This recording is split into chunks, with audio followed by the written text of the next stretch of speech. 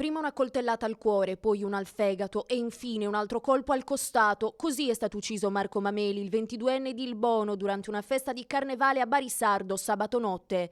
L'autopsia, condotta dai medici legali Michela Laurenzo e Danilo Fois su incarico della PM Giovanna Morra, ha rivelato che Mameli è stato colpito con un'arma da taglio di grandi dimensioni, al momento non rinvenuta.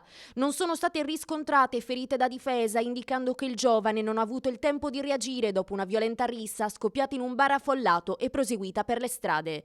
A 5 giorni dal delitto l'assassino è ancora sconosciuto. Le indagini sotto il massimo riservo proseguono per ricostruire i dettagli di quei minuti di follia. Gli agenti del commissariato di Tortolì hanno interrogato decine di giovani, testimoni inconsapevoli e potenziali portatori di indizi cruciali, mentre le ricerche del killer si sono estese all'intera Ogliastra, sospettando che possa essersi rifugiato in uno dei comuni vicini. Nessuna traccia del coltello usato da Giampaolo Migali, 25enne di Girasole, che aveva ferito Andrea Contu, 27 anni di Ilbono, durante la stessa rissa. Migali, indagato per lesioni e porto abusivo di arma, ha ammesso il ferimento di Contu, ma nega ogni coinvolgimento nell'omicidio di Mameli, i cui funerali potrebbero svolgersi domani pomeriggio nel suo paese natale. Nel frattempo il Consiglio Comunale di Lanusei si riunirà oggi alle 18 per discutere della tragedia. Parteciperanno anche i sindaci di Ilbono e Barisardo e i dirigenti scolastici, per cercare risposte concrete a una vicenda che ha sconvolto l'intero territorio.